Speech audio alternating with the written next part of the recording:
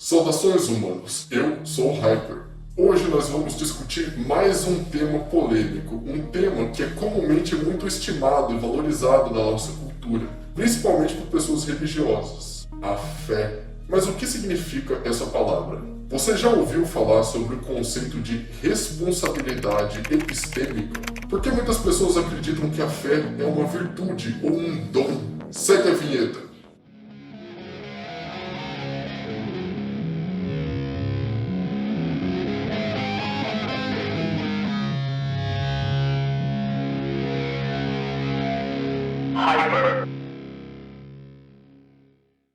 Olha, esse é um tema bem espinhoso. Primeiro, é importante deixar claro sobre o que não estamos falando aqui. O termo fé acaba sendo usado com diferentes significados a depender do contexto. Ela pode significar acreditar que tudo simplesmente vai dar certo no final, que é equivalente a ter esperança.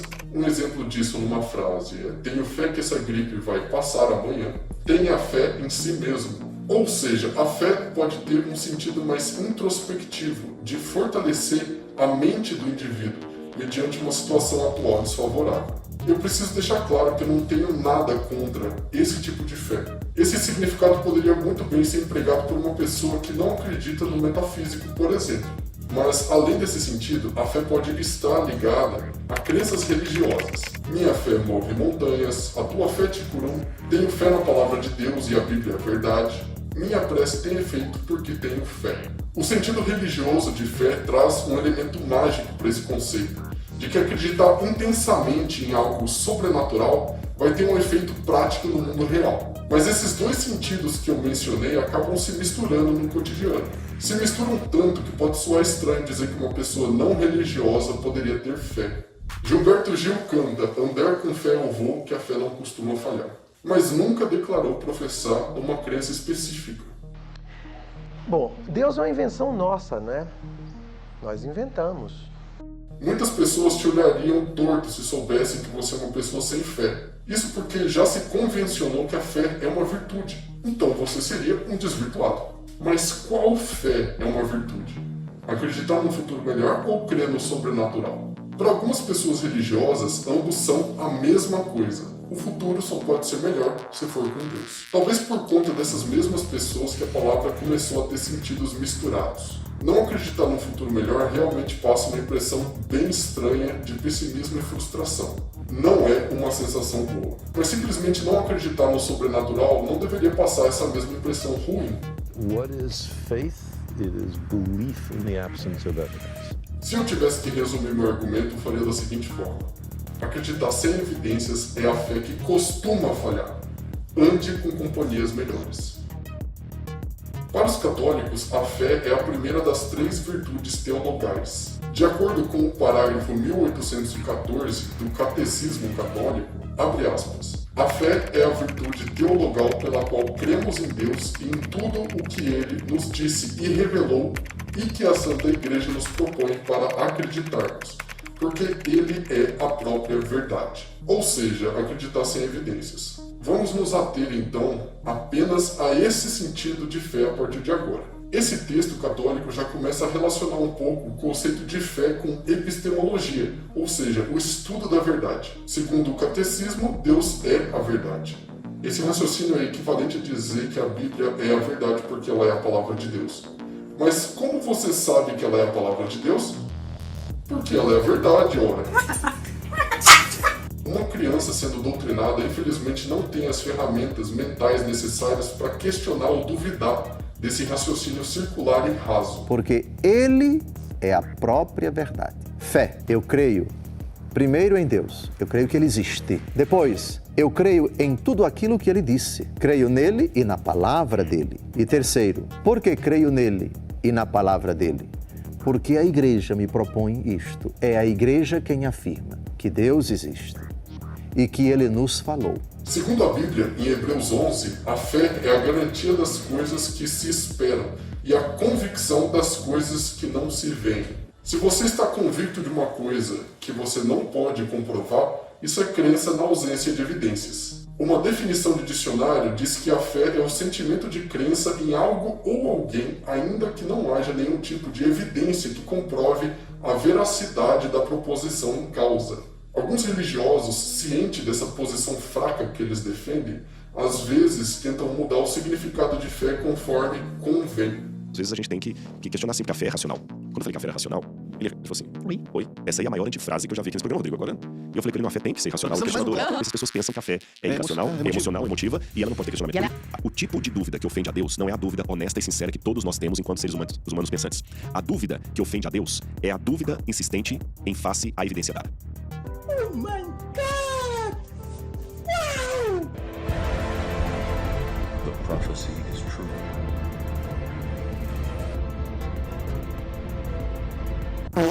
Sim, o cara tem a pachorra de dizer saber qual o tipo de dúvida que irrita Deus. Ele deve ter uma linha direta aí com o Todo-Poderoso. E o pressuposto dele é que tem muita evidência por aí. Então não seria preciso crer sem ter evidências. Mas não adianta, ainda que alguma evidência houvesse, a fé religiosa é por natureza incompatível com a racionalidade. Toda a ideia da história entre Jesus e Tomé é que bem-aventuradas são as pessoas que creram sem ver. Ou seja, crer sem evidências é uma virtude para Jesus de acordo com o texto bíblico. Jesus também diz o seguinte em Mateus 17:20. Em verdade lhes digo que, se tiverem fé como um grão de mostarda, poderão dizer a esse monte, vá daqui para lá, e ele irá. E nada será impossível para vocês. Tá bom, agora me diz onde que essa fé é compatível com a razão. A racionalidade é prima da lógica, e ambas dão sentido ao conceito de ação e reação. Não tem nenhum motivo para pensarmos haver alguma relação causal entre as sinapses que acontecem ou deixam de acontecer no seu cérebro e a física que rege o comportamento de objetos no mundo material. Jesus diz na Bíblia, com todas as palavras, que acreditar é condição suficiente para fazer mover uma montanha. Nem preciso falar mais nada, né?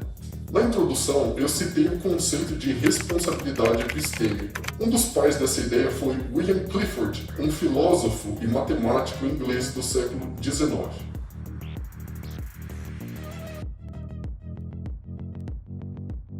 Epistemologia é o estudo do conhecimento e se preocupa em entender melhor como podemos construir crenças fortes, que correspondam à realidade. Sendo assim, o conceito introduzido por Clifford em seu livro, A Ética da Crença, é de que, assim como temos responsabilidade pelos nossos atos, também temos um dever moral de garantir que todas as nossas crenças estão bem baseadas em evidências sólidas. Para ilustrar esse conceito, Clifford conta a história do dono de um navio.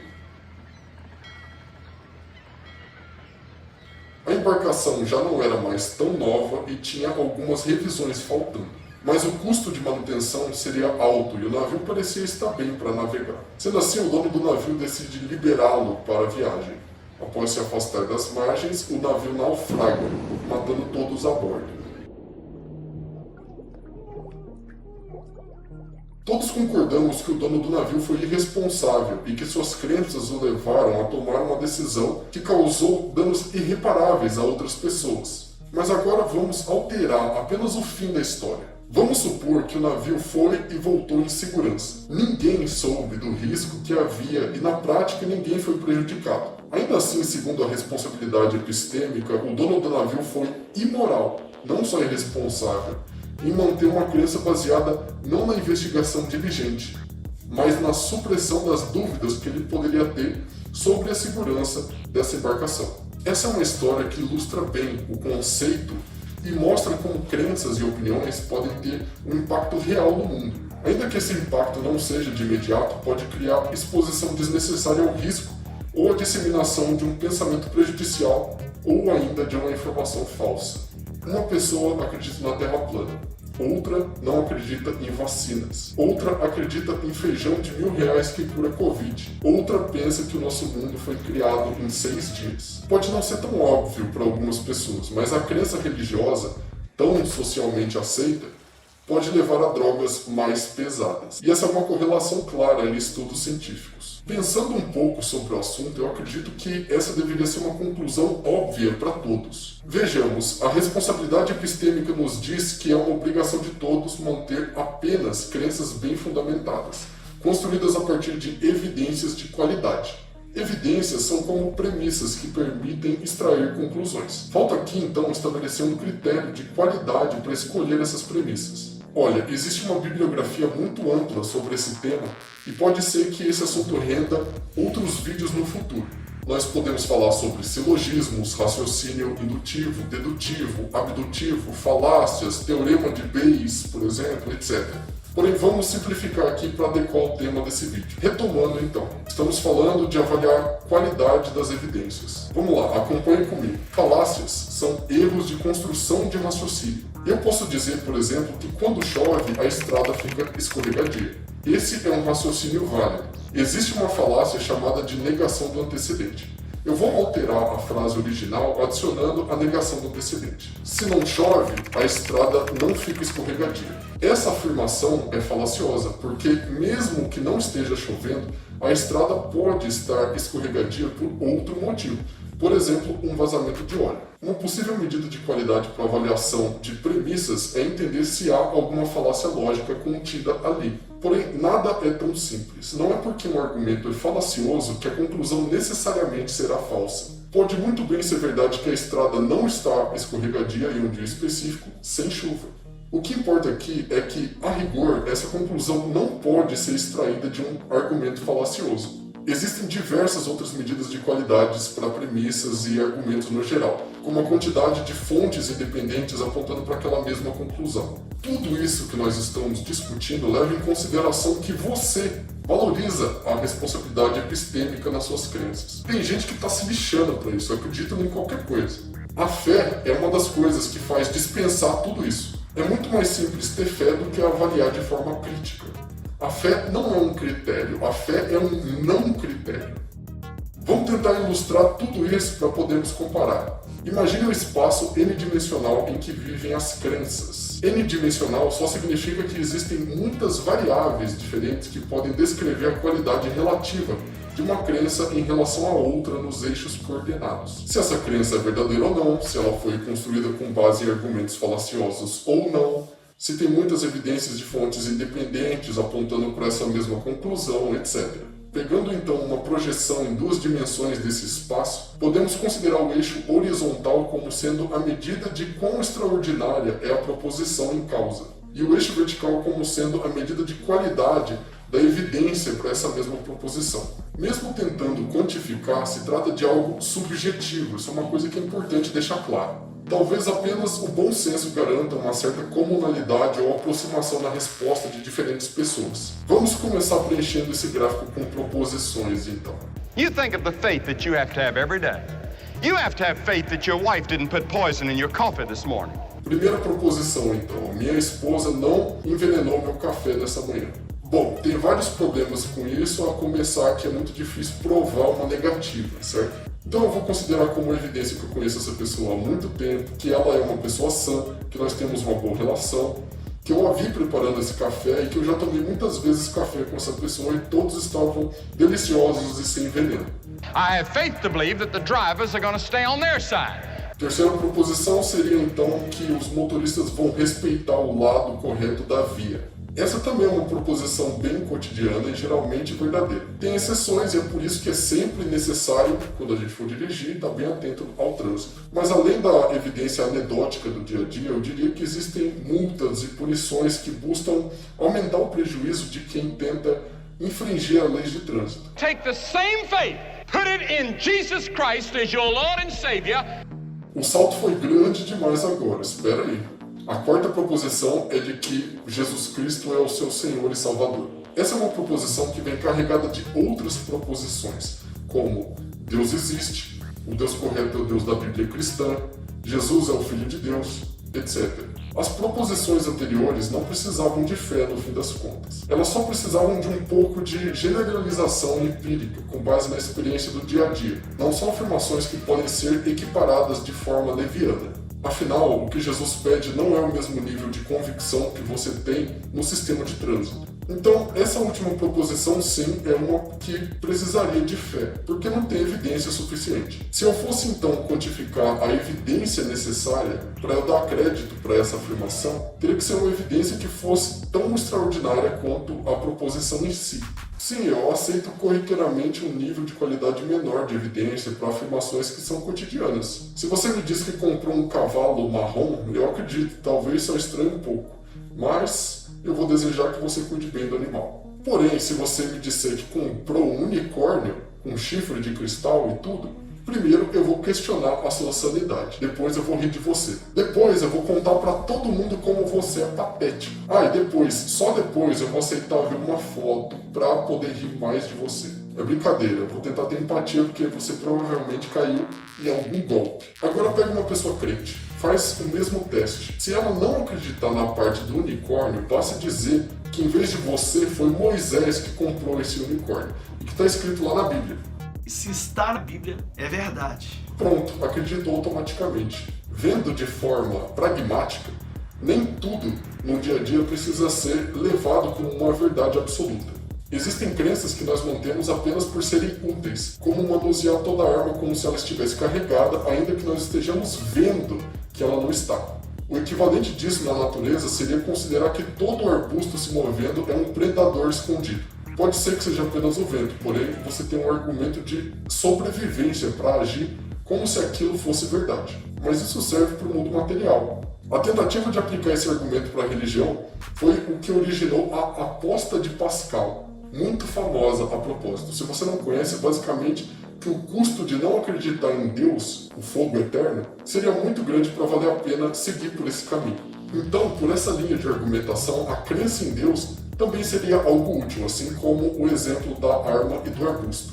Mas a consequência da não crença em Deus foi criada justamente no contexto da crença, enquanto os outros exemplos têm consequências bem reais e práticas. Além disso, a partir desse argumento, você só acreditaria em Deus por algo útil para você. Não parece uma motivação muito nobre.